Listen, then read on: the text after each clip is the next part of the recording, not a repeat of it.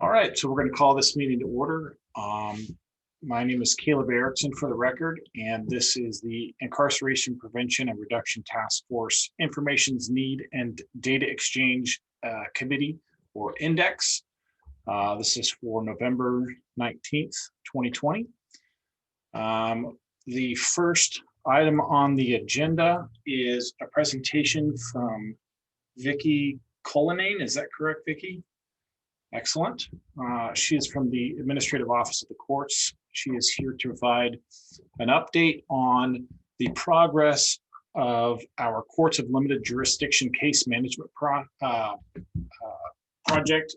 A number of months ago and a number of meetings ago, we discussed options of trying to figure out ways to gather data for all of the courts of limited jurisdiction in a similar form and function as the Superior Courts have done in the state of Washington, moving to the Odyssey system. So without further ado, we're going to turn it over to Vicki and hear what Vicki has to say. Thank you very much, Caleb. So as some of you may remember, we've had a lot of fits and starts on this project, but I'm very happy to say that we're going gangbusters now. We signed a contract with Tyler Technologies on September the 1st. The steering committee has chosen the pilot courts using a number of factors. One of those needed to be closeness to the AOC offices so that we would have all of the staff available on short notice and closeness to each other. So all of the pilot courts are in Pierce County. They are Tacoma Municipal Court, Pierce District Court, Fircrest Ruston, and Gig Harbor. Another one of the elements that we wanted to cover was having courts of varying sizes, small, large, multiple jurisdiction, so that we can try to knock out all of the sort of variables on the first go, and that, therefore with the larger rollouts that are going to be after that, we'll be better prepared to deal with all those kinds of things.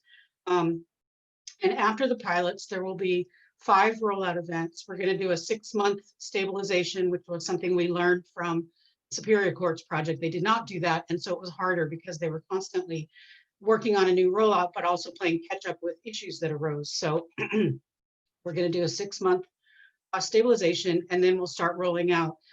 Not all of the rollout order has been determined yet, but they have picked the first 2 after the pilots. So the next one after the pilots will be Eastern Washington, and geographically, that will result in half the state being done, by the first rollout, or is it the second one? Anyway, and then the second one, which is of interest to you, is what we're calling North Washington, but it's really kind of the Northwest. I think they called Northwest like the peninsula or something. But anyway, that includes Whatcom County. So Whatcom County will be in the second group after the pilots. Another really great piece of news about this project is that we're going to be able to implement electronic filing ahead of the CMS implementation, and we're going to be able to do that really, really quickly within a year. So the order may be slightly different, and I don't remember exactly where Whatcom falls in the order, but the pilot courts will be done by June of next year, 2021. And then between, I think, August and October, we will be rolling out in sort of geographical segments the rest of the state. So in pretty short order, everybody will have electronic filing. Electronic filing is a separate sort of product from Tyler. And so that enables us to do it this way. The electronic filing system has its own document management system within it. So until we get Odyssey rolled out with the Odyssey document management, documents will be retained within that e-filing system. And so they will be shareable between courts. And the way we're going to make that happen until, wherever you are in the rollout, until you get Odyssey and it's all integrated, is they're going to be viewable through JABS. Tyler is going to do all of the support for e-filing. And so because of that, the charging model that steering committee chose is a $5 per what's called envelope. And an envelope is basically all the documents you file at the same time. So if you're filing a case, you know, whatever your initial documents are, then it's $5 for all of that. And then when you file something else, it's $5 for however much that is in terms of the number of documents. There are exceptions to the charge, and that is for government filers, qualified legal service providers, indigents, and protection order cases where there's no filing fee. So those are the exceptions to the charge. And the other thing to know is that the e-filing will be voluntary for everybody else, but within 30 days of your implementation, it will be mandatory for attorneys. And in order to do that, the local courts will have to pass a local version of GR30. And we are working with the District and Municipal Court Judges Association's Rules Committee to put together a model local GR30 that courts will be able to then implement pretty easily. So that's all the news I can think of about the case management system. Are there questions? I think that's all very exciting news. One question I did have is there a location, a website where an interested person might be able to go and just say, what's, you know, what does it entail? Where do I go for information? Is there a website that we can kind of track the status of the rollout? So we've got a CLJ CMS is the acronym we used for the case management system project. We have a series of pages on Inside Courts, so you would have to have access to Inside Courts to get to it.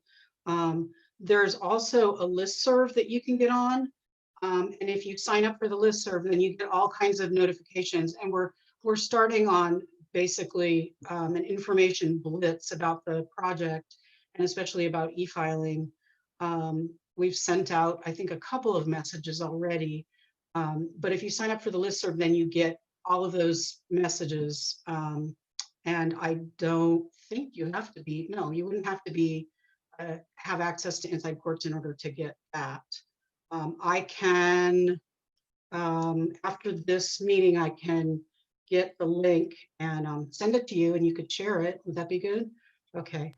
Yeah. The other thing I forgot to ask, actually, I wanted to get some feedback from this group is we've been talking about, because when we thought that everything was going to roll out at the same time, we kind of were thinking, okay, we're going to focus our communication efforts on courts first and let that sort of trickle down.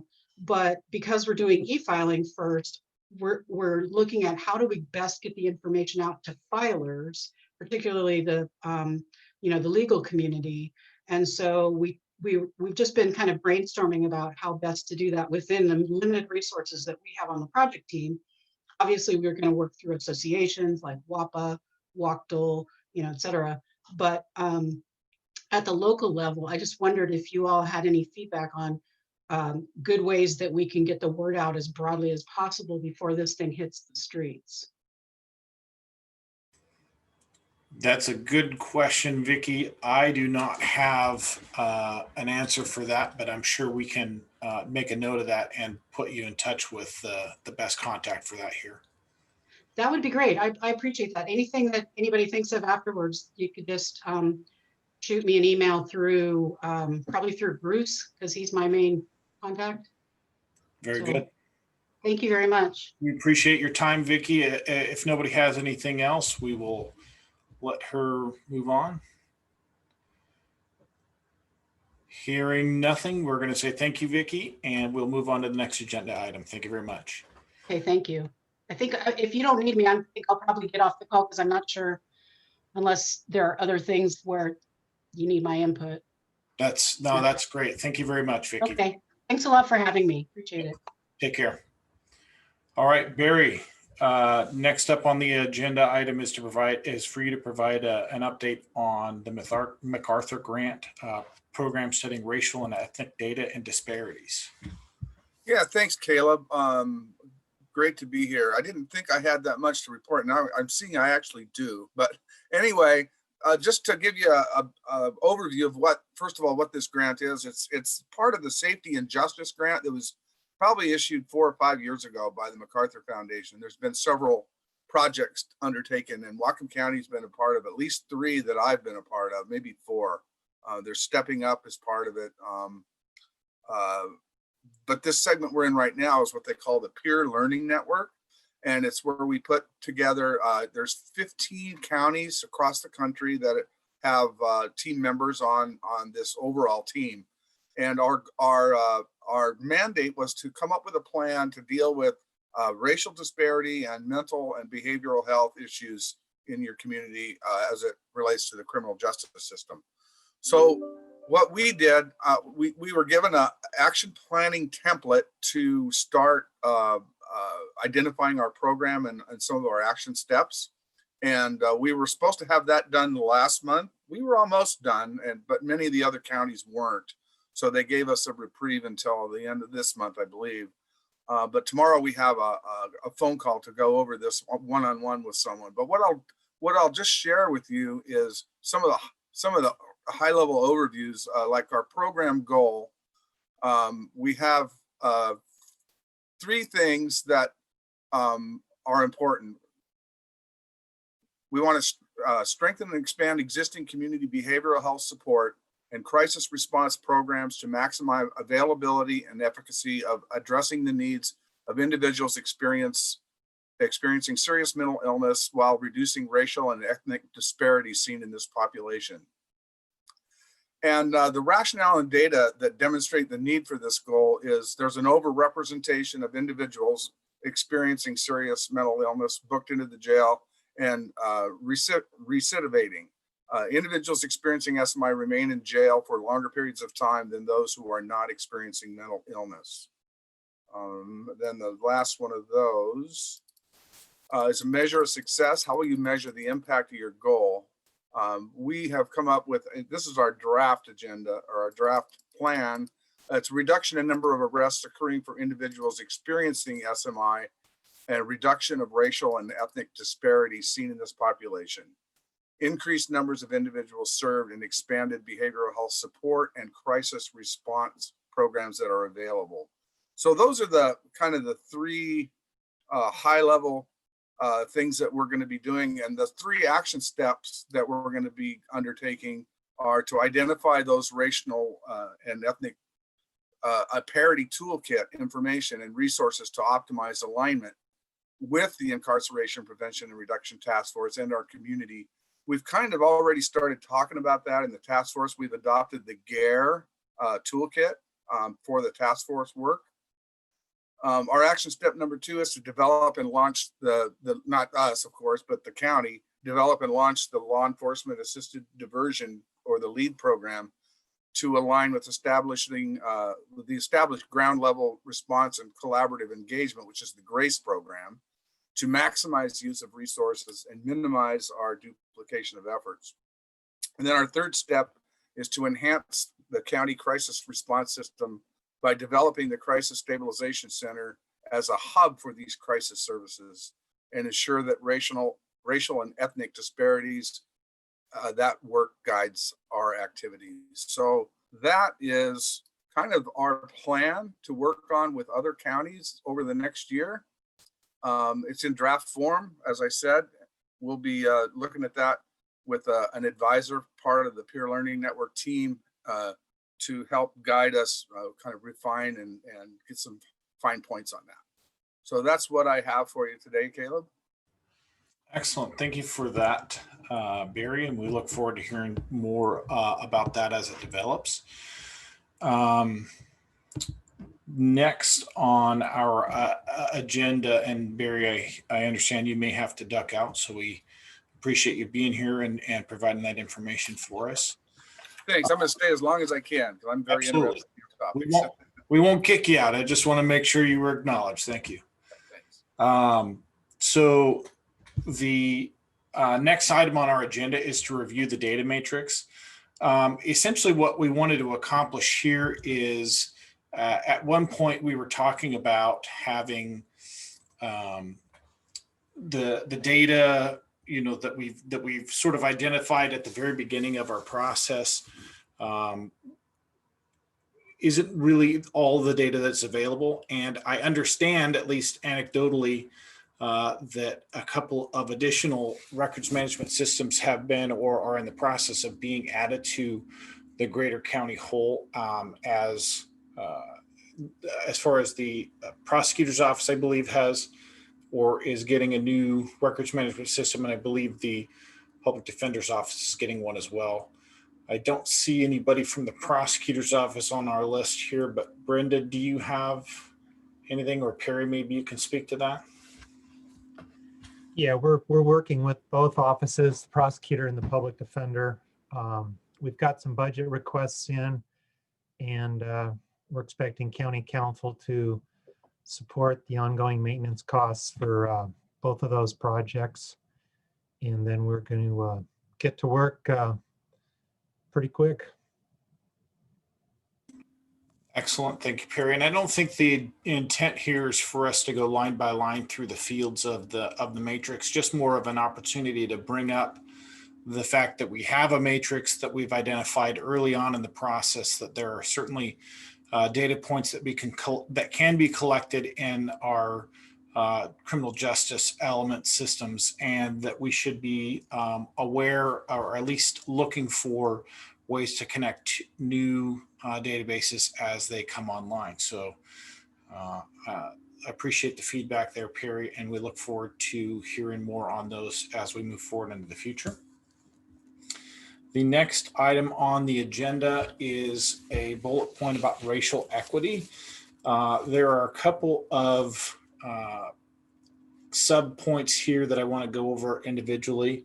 The first one is talking about an FBI update on Hispanic data collection fields. This is specifically something that has affected Spillman, and I'm not sure if it's affected any of the other databases that we gather information from, but it specifically affected Spillman. And the breakdown is some point, I believe Chief can jump in and let me know time frame wise, but I'm pretty sure sometime last year there was a change needed in terms of how we collect race code information for offenders in the Spillman system. And it's not just offenders, it's anybody who's interacting with the Spillman system. And we used to collect them in terms of a race identifier and a Hispanic or non-Hispanic ethnicity, all in the same field. And those have since been broken out into two separate fields. But the majority of our data that we had gathered over the 5 or 6 years did not have the individual fields broken down. And so when we transitioned over to the new system or data collection method, it took out all of the Hispanic identifiers in terms of ethnicity for 5 or 6 years worth of data. And so we're going back to records as we see them and updating that field, but it's not as accurate as it has been because of that loss of data. Chief, did you have something for us? Basically, until about a third into last year, Hispanic was considered a racial rather than an ethnicity category.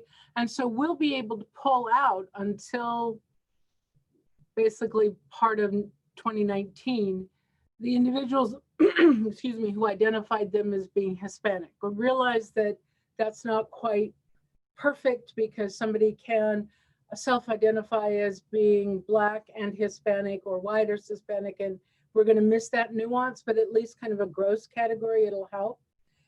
We didn't realize that until into this year that had changed, and it was the result of some changes on the federal government level. We're now starting to go back, and I'm looking at a data set I just got.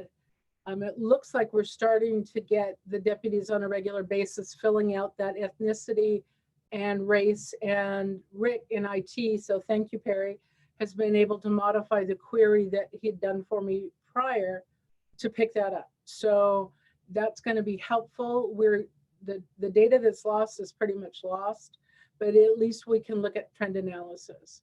And the other part of it is that Rick was able to get me the missing years we had up to about halfway through 2020, and then he'll run that again at the end of the year.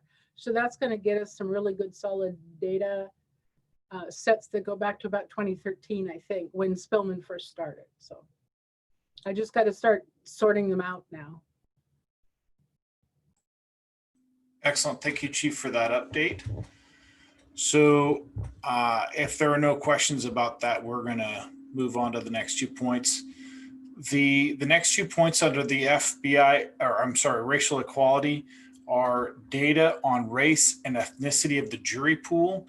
The next 2 points were added to the agenda, but I do not recall if anybody has anything to say about them. I'm looking at Dave. I'm looking at maybe Darlene. Nobody seems to know. So I'll say something, Caleb. The second bullet point about the jury pool ethnicity, that was brought up at a previous task force committee, and I apologize, I can't remember if it was maybe Legal and Justice or Index at its last meeting, but it was brought up by something that someone wanted discussed at Index. So that's the history of that one. So thank you, Jill, for that update. It sounds like it's something that maybe we need to be considering, or another task force is hoping that we will consider in terms of our data collection. I don't know whether we have that kind of data available or whether it's even usable. Dave, do you have any opinions on that? I know the questions come to us from Maya at the Public Defender's Office a couple of times, both of Bruce and myself. And Bruce has looked into, we don't have the capacity to track that information currently. And I would imagine more than just having, capacity and staff time, there has to be a repository for that information. And I'm just not certain we're keeping that. I don't know, we're not currently, and I don't know if we have the capacity in the future. I know Bruce sent an email out about 3 weeks ago back to them with the concerns about being able to gather that information and the fact that we historically haven't had it. Okay. Well, we can recognize that it is a request, but at this point, we don't have a pathway to gather that information, and it doesn't sound like it's going to be easily available or readily available going forward.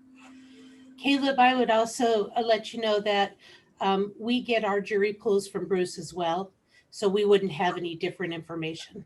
Okay, thank you for that, Darlene. And then for the last bullet point, racial and ethnic statistics for the entire country, perhaps Jill, you can inform us on that one as well. Sure, that bullet point probably actually should have been removed from the agenda, as that's something that we worked out a few weeks ago. One of the committees was looking at the race and ethnicity data of the jail, and the question was asked, well, what we need to compare that with that data for the entire county. And so I think that's something that's already been done. Okay, I apologize. I read it wrong too. I was reading country and it could have been county. So yeah, thank you for that. And so I just want to make sure we weren't glossing over something that we need to discuss. So I appreciate that update as well, Jill. Does anybody have any other business, anything that we need to discuss? I am not seeing anybody speak up, and now would be the time where we have public comment. Does anybody want to make a public comment? We don't have any attendees outside of the panelists. Excellent. So that will make the public comment period short. So we do not have anything else. And so we will adjourn. Thank you.